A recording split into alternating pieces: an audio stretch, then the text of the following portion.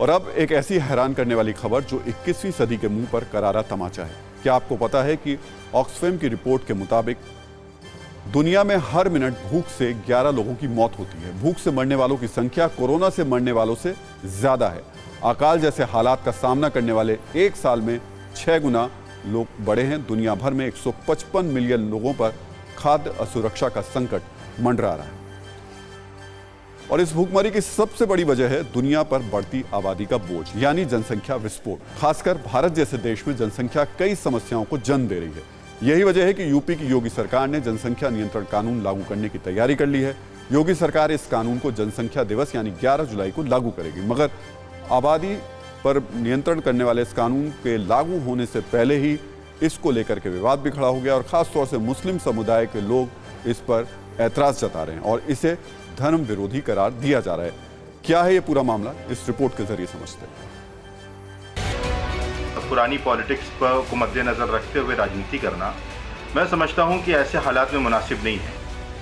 बढ़ती आबादी सिर्फ यूपी ही नहीं, सिर्फ हिंदुस्तान ही नहीं, बल्कि पूरी दुनिया के लिए एक बड़ा खतरा है। दुनिया के तमाम देशों में इस खतरे से निपटने की तैयारी हो रही है। यहाँ तक कि हिंदुस्तान में भी सरकार के लिए जनसंख्या विस्फोट एक बड़ी समस्या है। लेकिन शायद उत्तर प्रदेश में खुद को मुसलमानों का मसीहा समझने वाले मौलाना इससे इत्तेफाक नहीं रखते।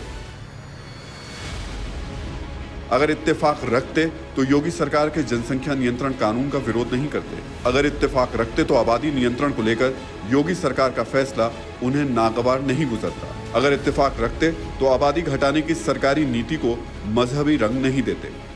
लेकिन जिस तरीके से बार बार कभी जनसंख्या नियंत्रण कानून, कभी लव जिहाद पर कानून और कभी दूसरे कानून की बात की जा रही है, ये सिर्फ और सिर्फ पोलराइजेशन की राजनीति के तहत किया जा रहा है। और मैं समझता हूं कि इससे हिंदुस्तान के मुस्तकबिल के लिए भी और हिंदुस्तान की आवाम के लिए भी कोई ज़्यादा बेहतर फ़ायदा होने वाला नहीं। कोई मुसलमान ऐसा नहीं है, देखिए हर एक के 2, 3, 4 बच्चे, किसी का कोई बच्चा नहीं, किसी का एक बच्चा है। ये कहना चाहिए कि मुसलमानों के यहाँ 7-7, 8-8 बच्चे होते हैं और कहीं नहीं होते हैं। अगर इससे मुसलमानों को टारगेट किया जा रहा है तो मेरे ख्याल से गलत है, मैं इसका विरोध करता हूँ। दरअसल योगी सरकार 11 जुलाई को सूबे की नई जनसंख्या नीति जारी करने जा रही है। 11 जुलाई को विश्व जनसंख्या दिवस है। नेशनल फैमिली हेल्थ सर्वे 4 के मुताबिक यूपी की जन्म दर अभी 2.7% है, जो राष्ट्रीय औसत 2.2 से ज्यादा है। इसे 2030 तक 1.9% तक लाने का टारगेट है। यूपी में आखिरी बार जनसंख्या नीति साल 2000 में आई थी, जो 2016 तक के लक्ष्यों के आधार पर तय की गई थी। अब नई जनसंख्या नीति लाई जा रही है जो 2030 तक प्रभावी रहेगी। सूत्रों के मुताबिक जनसंख्या वृद्धि दर को बैलेंस करने के लिए यूपी सरकार कानूनी उपायों का भी विकल्प तलाश रही है। राज्य विधि आयोग जनसंख्या नियंत्रण के लिए कानून का मसौदा तैयार कर रहा है, जिसके तहत सरकारी योजनाओं, नौकरियों और दूसरे सरकारी सुविधाओं को जनसंख्या से लिंक करने की तैयारी है।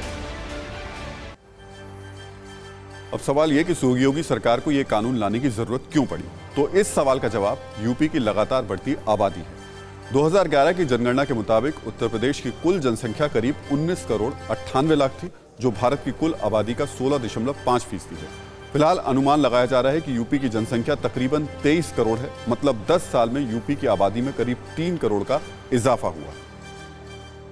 आपको यह भी समझना जरूरी है कि यूपी में बढ़ती आबादी खतरा कैसे बन गई है। इसे समझने के लिए पहले TFR यानी टोटल फर्टिलिटी रेट को समझना होगा। भारत में TFR 2.1 है। इसका मतलब यह है कि भारत में एक महिला औसतन 2 बच्चों को जन्म देती है।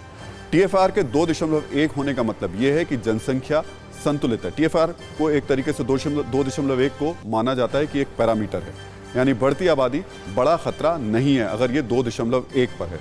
जनसंख्या वृद्धि रिप्लेसमेंट लेवल के बराबर है। लेकिन आंकड़ों के मुताबिक देश के सबसे बड़े राज्य उत्तर प्रदेश की रिपोर्ट चौंकाने वाली है। यहाँ 57 जिलों में TFR यानी टोटल फर्टिलिटी रेट 2.1 से ज्यादा है। मतलब जनसंख्या संतुलित नहीं है।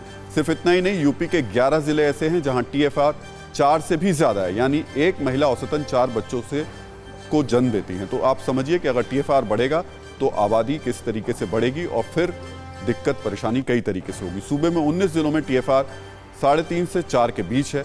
28 जिलों में TFR 3 से 3.5 के बीच में है। तो जो 2.1 होनी चाहिए थी वो अमूमन उत्तर प्रदेश के अधिकतर जिलों में 3, 3.5, 4 के बीच है। साफ है यूपी में जनसंख्या नियंत्रण कानून की जरूरत है।